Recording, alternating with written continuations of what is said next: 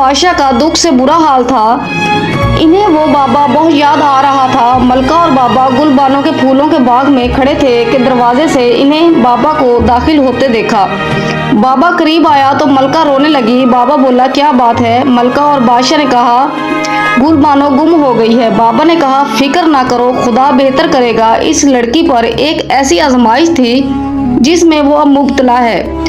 तुम लोग फिक्र ना करो, सब्र से काम लो। मलका ने कहा, हम सब्र कर लेंगे, लेकिन हम एक बार उससे मिलना चाहते हैं। बाबा बोले, गुलबानो वापस आएगी, ये आजमाइश है, अल्लाह की तरफ से है।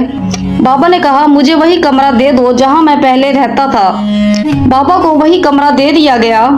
बाबा ने पूरा वाकया सुनाने का कहा। मलका और बादशाह ने पूरा वाकया बाबा को सुना दिया। बाबा ने कहा, इस वक्त वो जिनों और परियों के कब्जे में है। तुम्हारी जुदाई के अलावा उसे कोई तकलीफ नहीं। तुम लोग भी दुआ करो, मैं भी करता हूँ। बादशाह और मलका को जिन और परियों का सुनकर बहुत खौफ आया। उन्हें बहुत अफसोस हुआ कि उनकी मासूम बच्ची किस हाल में होगी। बाबा तसल्ली देता रहा और कहने लगा, गम न करो, गुलबानो वापस आएगी। एक रात मलका सो रही थी, उसे गुलबानो की आवाज आई और आवाज आसमान की तरफ से आ रही थी।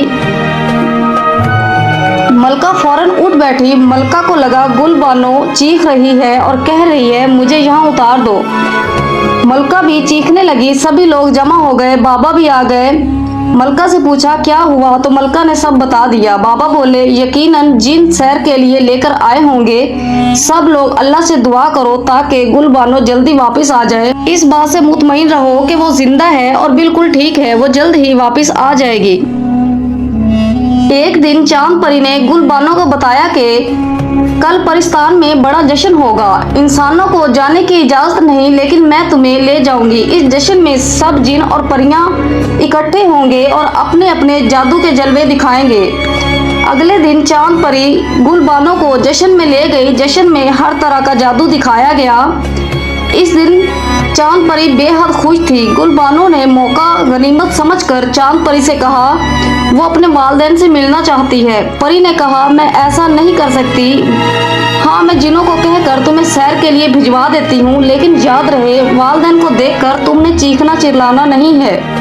गुलबानो रजामंद हो गई तो अगली रात गुलबानो को सैर के लिए भेज दिया गया।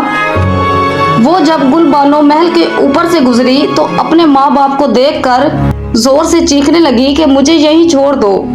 इसी रात मलका ने गुलबानो की आवाजें भी सुनी थी। इस वक्त बूढ़े हमदर्द की बीवी बूढ़ी परी इनके साथ मौजूद थी। वो गुलबानो की मदद करना चाहती थी, मगर वो मजबूर थी, इसलिए चुप रहती थी। गुलबानो को भी ये ना बताती कि मैं तुम्हारी हमदर्द हूँ, लेकिन वो दिल में सोचती कि अगर मौका मिला तो मैं गुलबानो को इसके माँ बाप के पास भेज दूंगी। गुलबानो को चीखता देखकर बूढ़े की बीवी को बहुत तरस आया। वो कहने लगी, ए लड़की, परियां और जिन जब किसी पर आशिक हो जाते हैं तो पूरी उम्र उसका पीछा नहीं छोड़ते। चांद परी तुमसे बहुत मोहब्बत करती है, लेकिन वो भी मजबूर है क्योंकि वो एक सरदार की बेटी है। गुलबानो रोने लगी और कहने लगी, आप मेरी माँ जैसी हो, कोई राह निकालो जिससे मैं यहाँ से निकल सकूं। बूढ़ी परी बोली, अभी खामोश रहो, अगर किसी को जरा भी पता चला तो मेरा पूरा खानदान तबाह कर दिया जाएगा और तुम्हें भी जिन मार देंगे। तुम वक्त का इंतजार करो, वक्त आने पर मैं तुम्हारी जरूर मदद करूंगी।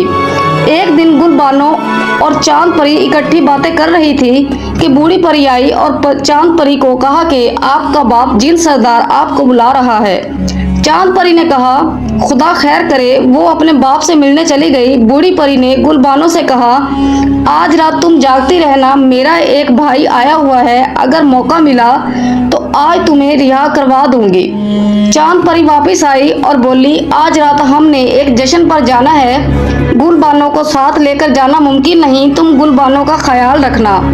आधी रात जब चांद परी सो गई, गुलबानो जाग रही थी। बूढ़ी परी डरती डरती गुलबानो के पास आई। गुलबानो को कहा, मेरे पीछे आ जाओ। बूढ़ी परी का भाई जिन पहले ही मुंतजिर खड़ा था। बूढ़ी परी बोली, एक लम्हा भी जाया ना करो और इस लड़की को इसके वालिदैन के पास पहुंचा दो। पहरेदारों से होशियार रहना, अगर कोई मुश्किल हो फौरन वापस आ जाना। अभी जिन ज्यादा और गुलबानो थोड़ी दूर ही गए थे कि जोर की आंधी आई। और बिजली चमकने लगी। इधर चांद परी भी उठ बैठी। उठते ही गुलबानो को देखा। उसे ना पाकर चांद परी ने पहरेदारों और बाप सरदार को भी खबर कर दी। पहरेदारों ने पहरा सख्त कर दिया। जिनजादे ने जब पहरा सख्त देखा तो गुलबानो को कहा, मैं वापस तुम्हें परिस्तान छोड़ आता हूँ, वरना ये लोग हम दोनों को मार देंगे। मगर गुलबानो ना मानी और बोली कि मुझे वापस नहीं जाना। आखिर अपनी जान खतरे में डालकर वो शहजादी को एक खतरनाक जंगल में छोड़कर वापस आ गया। जब वो वापस आया तो बूढ़ी परी खतरनाक जंगल का सुनकर बहुत परेशान हुई। इधर चांद परी और जिनों का सरदार सख्त गुस्से में थे।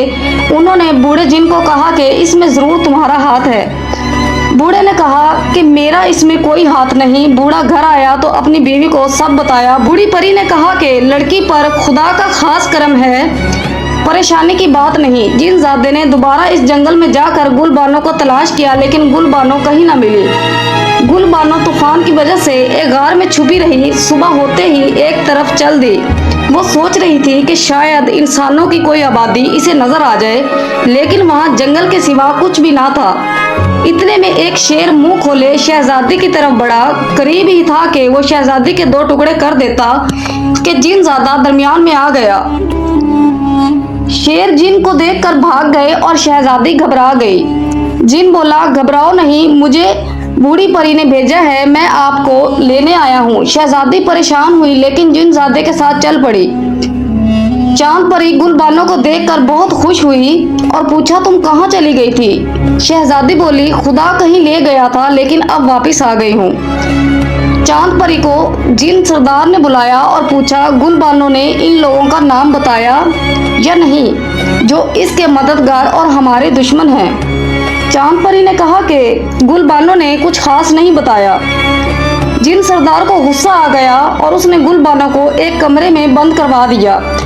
गुलबानो बहुत उदास थी। उसे अपने वालिदैन बहुत याद आ रहे थे, क्योंकि अब उसे रिहाई की कोई उम्मीद भी नहीं रही थी। गुलबानो रोने लगी। उसे अपनी माँ की बात याद आई कि मुश्किल वक्त में रोते नहीं, हिम्मत से राह तलाश करते हैं। पूरे महल में एक अजीब सी मखसूस खुशबू फैल गई थी। चांद परी और बाकी परियां इस खुशबू का ताक़ब करते करते गुलबानो के कमरे में पहुंची तो उन्होंने देखा कि ये खुशबू गुलबानो से आ रही थी। चांद परी गुलबानो की इस कैद से बेहद परेशान थी। वो उसे अपने साथ ले गई, चोरी छुपे उसे अच्छा खाना खिलाया, उसे प्यार किया और उसके गले लगकर काफी देर तक रोती रही।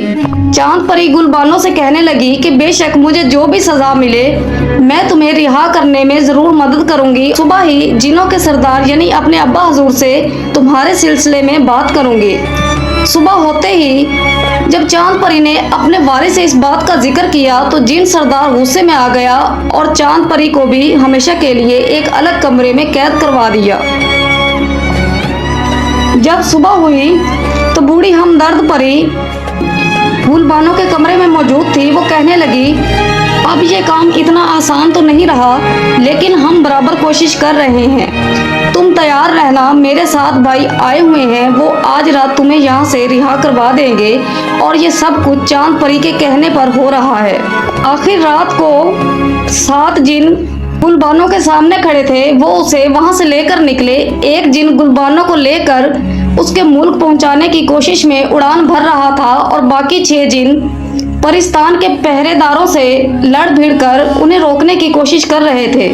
बिजली जोर से चमक रही थी, तूफान भी अपने जोरों पर था। सरदार जिन तक भी ये खबर पहुंच चुकी थी। जब वो मौका पर पहुंचा तो उसने देखा कि सभी जिन आपस में लड़ भिड़ रहे हैं। उसने फौरन बूढ़े जिन को बुलाया। उसने बूढ़े जिन से कहा कि कोई तदबीर बताइए, वरना पूरा परिस्तान तबाह हो जाएगा। बूढ़ा बोला, ये सब तुम लोगों की बेवकूफ़ी का नतीजा है। वो एक इंसान है, वो कभी भी किसी मखलूक के साथ खुश नहीं रह सकती और अपनी खुशी के लिए कभी भी किसी को कैद करके रखना बेहद गुनाह का काम है जो तुम लोगों ने किया है। लड़की अब तक अपने वालिदैन के पास पहुंच चुकी होगी। खुदा से तौबा करो और चांद परी को भी रिहा कर दो। इसी में पूरे परिस्तान की बका और बेहतरी है। सुबह ही चांद परी को रिहा कर दिया गया तो वो भागती हुई गुलबानो के कमरे में गई, जहां वो आखिरी बार मिली थी। वहाँ गुलबानो तो ना थी, उसे खुशी भी हुई और दुख भी हुआ, लेकिन वो मखसूस खुशबू अब भी वहाँ मौजूद थी। चांद परी ने खुशबू को अपनी सांसों में उतारते हुए आंखें बंद की और कहा कि गुलाब शहजादी। फिर गुलबानो जिन के साथ अपने बाग में पहुंच चुकी थी। जिन ने कहा, आप हुक्म कीजिए, आपको कहाँ पहुंचाना है। गुलबानो कहने लगी, अब तुम वापस चले जाओ। बूढ़ी परी और बूढ़े जिन को मेरा सलाम कहना, चांद परी को भी सलाम कहना और कहना कि मैं उनका यह एहसान सारी जिंदगी याद रखूंगी। मैं अपने बाग में पहुंच चुकी हूँ, उन्हें मेरी खैरियत की खबर भी जरूर देना। बाग में मलका, बादशाह और बाबा मौजूद थे। उनकी नजर जैसे ही गुलबानो पर पड़ी, खुशी के आंसू उनकी आंखों से बहने लगे। मलका जल्दी से आगे बढ़कर गुलबानो से लिपट गई। गुलबानो भी माँ के गले लगकर बहुत खुश हुई। इस बार भी गुलबानो के रोने से चारों तरफ एक मखसूस खुशबू फैल गई थी। बाबा ये सब कुछ खड़ा बहुत गौर से देख रहा था। वो भी बोला, गुलाब शहजादी। और फिर बाबा हमेशा के लिए वहां से चला गया। हजारों सवाल और हजारों नेकियां अपने पीछे छोड़कर वहां से गया और कभी वापस पलट कर नहीं आया। बादशाह और मलका एक अरसे तक यही बात सोचते रहे कि बहुत कम लोग होते हैं जो बगैर मतलब के बेलौस हमारी जिंदगी में आते हैं, हजारों नेकियां छोड़कर चले जाते हैं और जाने के बाद भी एक सवाल की सूरत हमारे जहन में हमेशा जिंदा रहते हैं।